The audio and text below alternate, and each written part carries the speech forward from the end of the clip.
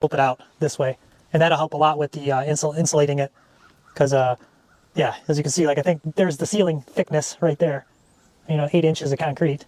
You can still see some of the sealant they use, because they do seal it, so it's a very robust structure.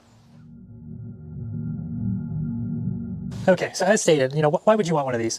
The big thing is tornadoes. Tornadoes are no joke. You want to have something, they've got structures above ground, in the ground. You kind of need to weigh that out, pros and cons of both. We wanted kind of combination, but we wanted walk-in. I didn't want a ladder.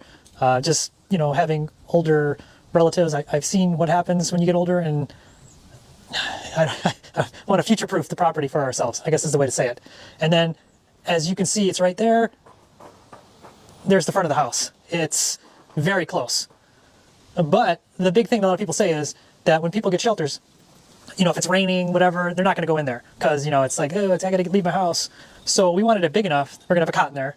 And like I said, we're going to have electricity in there. So we can put a TV in the internet. We could actually, on days that we know it's like going to be really bad, we'll just go in there ahead of time and, watch TV in there, have a sleeping bag or whatever, and just sleep in there. And that's one of the reasons too, especially living in Arkansas, you need to have a good cleaning plan, I guess is the right word to use, just to periodically go, make sure there's no, you don't want spider webs in there. You don't want, you don't want it to be the coolest cave for spiders and bugs and snakes. So you need to, that's why I was saying that bottom door will be fixed, because right now it's cold, nothing's going in there.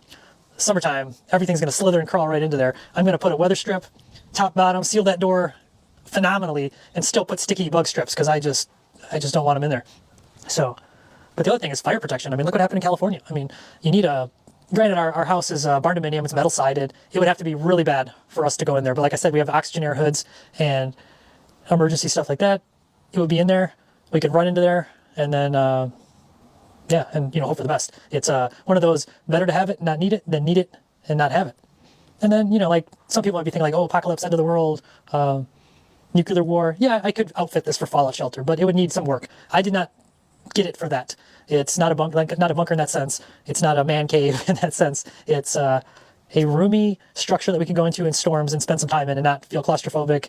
We can stand up and, feel very secure in it. I mean, size to fit, in swing, you're looking at almost the cost of the shelter. So maybe another, at the low end, $5,000 maybe. At the high end, $10,000 easily. Most of the companies I spoke to get, somewhat custom size, slide in, plus bolted in and all that, they're just giving me quotes of around $5,000 starting. And then once you add in swing, different size, openings, things like that, the prices just go up and up and up.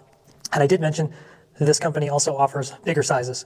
So like the 10 by 16, I would probably go with something like that for a bunker. Because this, you're gonna, depending on how many people you have, it's gonna, if you try to make like a doomsday bunker, you're gonna fill this thing up quickly. We wanted to have lots of space. That's why this thing is the size it is. Like I said, we're gonna have a folding cot, probably 2, and then I haven't found a double cot yet.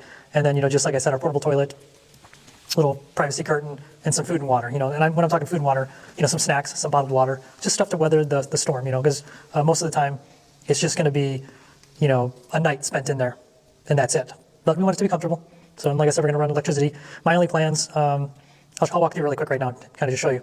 My only plans are in the run electricity, like I said. I'm not sure if I'm going to do like an EcoFlow battery and keep it in here and plug it in and keep it charged up. And then that way, in case the house gets leveled, we still have some power in here and electricity, because an EcoFlow Delta battery pack would give us, a couple days of electricity. And if I keep it plugged in, it'll always be charged, and then keep a spare set of solar panels in here. Worst case scenario, the house is gone. We can pull that out. We still have electricity and kind of a little bit of normalness, that would be the goal. And then lights. So I'm not sure, like I said, if I'm going to use the EcoFlow, I could plug directly into that. If I'm going to do some conduit and get fancy, or just put some, party lights or something, just to get it a little bit more comfortable in here. But I do plan on putting lights. That's the big thing. And then, like I said, sealing the door better, so I don't get the stuff coming in the door, because I did just get this. I'll show you this right now. Okay, if you look down at the bottom here, a lot of leaves are blowing. And if you look at the door, some of them are getting underneath the door. So I had to sweep out the leaves that are in there. I don't know if you can also see in the little bottom corner, it's a Govee thermometer. But it does work when I come in here. It'll sync to my phone, and it'll give me all the data that it's collected for like a week. So hopefully this was helpful. But like I said, if you have any questions, leave some comments. I could, like I said, Atlas Survival Shelters, I love going to their site, looking at their videos. The owner there is very informative. He likes to share information and educate. And This is no Atlas shelter. I mean, this is built for tornadoes. It's specific purpose. He specializes in stuff built to survive nuclear wars. You know, like I said, a lot of his shelters are like $600,000, you know, $800,000, $1 million, you know, just so far out of our budget that it's like, I can't even dream about them because they're so expensive. This was a necessity for tornadoes and peace of mind because we don't have anywhere else to go. We're literally on top of a mountain. We could run down to the cave down at the bottom of the property, but it would take us like 20 minutes, 30 minutes to get there, and it's not very comfortable, and I'm assuming in the summertime it's going to be full of snakes. Hopefully this was helpful. Like I said, till next time, and I may do some other videos with this when I add the lights into here just to show you what, you know, you should have stocked in a tornado shelter. Once again, thanks everybody for watching, and like I said, if you have questions and you're looking to build one of these, please reach out and get in touch with me, or look in the video description and I will put the company who built this, their information, and they're in Arkansas, and they can help you out. They're great people, and they can answer all your questions, and they can, you know, kind of, if you envision it and dream it, they can build it for you, and they do make bigger ones.